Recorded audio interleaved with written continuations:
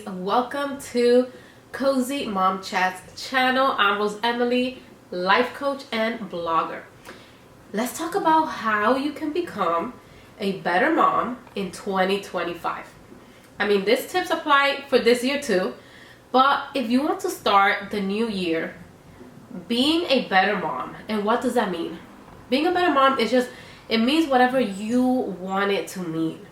Okay, because we are all individual people, we're all individual moms, and we know what we need and we desire to feel like we're better moms, right? And if each day you ask yourself or you tell yourself, how can I be better than I was yesterday? That's all you need to take small little steps in becoming the mom that you want to be, right? Because there's a difference between being the mom that you are now and the mom that you want to be. And that is, you probably want to be more patient. You want to stop being angry all the time. You want to stop being moody and yelling and feeling stressed and burnt out and feeling like you're lonely and not good enough, right? All these things you can easily let go of with the tips that I'm going to share with you today. Okay, so let's get ready for 2025 being the best moms that we can be for our children. And not only that, for ourselves, because if we change, if we work on ourselves, I always say this, you're going to see how your family dynamics changes for the better as well. Your relationship with your kids as well, your relationship with your spouse, right? And your relationship with yourself. So let's get started with tip number 1 on how to become a better mom the year 2025. So tip number 1 is, I'm going to tell you right now, the most important one ever. Okay, if you take anything from this video, take this tip right here. I learned this while I was working with a life coach myself, a mom coach, and this changed my life. Okay, just tip number 1 will be to learn to manage your emotions. And not only that, not only to learn, but to understand that you get to choose how you want to feel, how you want to react to situations, right? And how you want to be in that moment as a mom. To deal with your toddler tantrums, to deal with siblings fighting, to deal with your kids' behavior, right? Or anything else that's going on in your life. You get to choose, right? And a lot of us, we don't even think we get to choose. We don't even think we have the power to say, you know what? I don't need to yell. I don't need to be angry because of that. I can stay calm, cool, collected while my kids act like a fool in public, right? And be confident in your parenting skills. So how do you manage your emotions? Is simple as telling yourself, how do I want to react in this situation? Because again, you get to choose. How do I want to react in this situation? And I also mentioned in previous videos to do the pause, right? The stop, pause, and reflect method, meaning the pause, reflect, and respond method.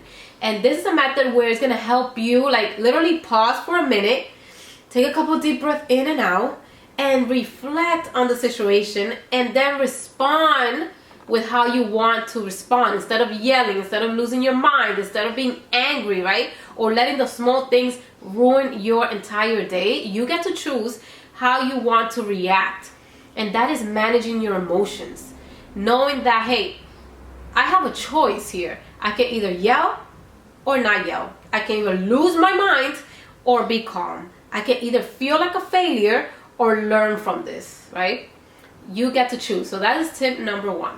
Tip number 2 is, I have my notes here, so stop playing the victim. Okay, stop playing the victim and stop thinking that everything happens to you and not for you. Stop thinking that you get it the worst, that your kids are the worst, that that your kids don't behave, right? All this is doing is keeping you stuck in making a decision and changing. Because when you play the victim, people feel pity for you, right? Isn't it great when people feel pity? It's not. Okay, it's not good when people feel pity. You don't want people to pity you, do you? You want people to be inspired and motivated by you. And playing the victim not only is going to keep you stuck, it's keeping you from changing. It's keeping you from taking the responsibility, right? As a mom, as an adult, to say, you know what? This is not working out. What can I do differently? What can I do better as a mom? Right? If you're constantly yelling, you're constantly angry, you're constantly creating a negative family dynamic in your household, you cannot play the victim and say, well, this is how I grew up with. My mom was like this, my dad was like this, or, you know, things like that. That only going to keep you being that mom that you don't want to be. Let go of playing the victim. Let go of that victim mentality. And the best way that you can do that is taking ownership and accountability of the life that you have created thus far. Take accountability of the mom that you are right now and say, you know what, yeah, I would yell all the time. I would lose my mind. I wasn't, I didn't have a routine. I didn't have a schedule. So of course I was living in chaos. Now you get to take responsibility and be like, you know what? Yeah, I chose and I created that. So now let me create something else. Let me create a new habit. Let me have a schedule. Let me have a routine. Let me ask for help. Let me take a couple deep breaths before I start yelling, thinking that it's okay, right? You have to have, right? I was going to say you get the power, but you also, not only do you have the power to change, you also have to take ownership and responsibility over your actions.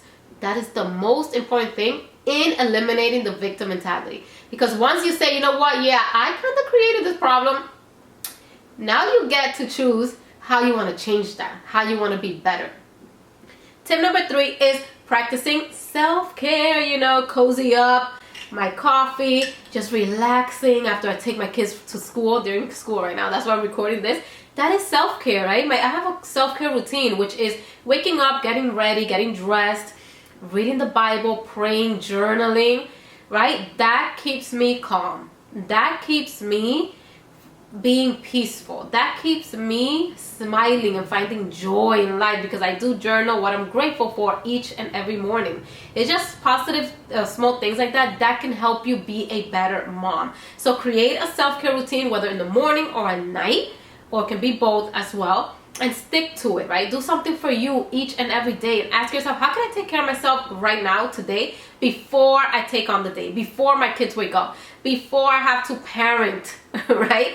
Take care of yourself first. Do something for you. Read a book, go on a walk, pray, journal, listen to soft music, right? Anything, garden, anything that will help you re-energize, feel good and better, and give you that energy that you need to parent throughout the day and take on your busy schedules, right? Tip number 4 is being intentional with your days. How many of us just go through our days, just letting it be, go with the flow, right? And then we end up feeling stressed out, overwhelmed, and feeling like we don't have time to do anything. And why is that? Because we're not being intentional with our time. Time is limited. As a mom, we have so many things to do. You probably work a 9 to 5. You have to get home. You have to cook, take care of the kids, help them with the homework. You're a stay-at-home mom. You have to cook. You have to clean. You have to do laundry. You have to do all these type of things. And maybe you have a side business like I do. Work on your business as well.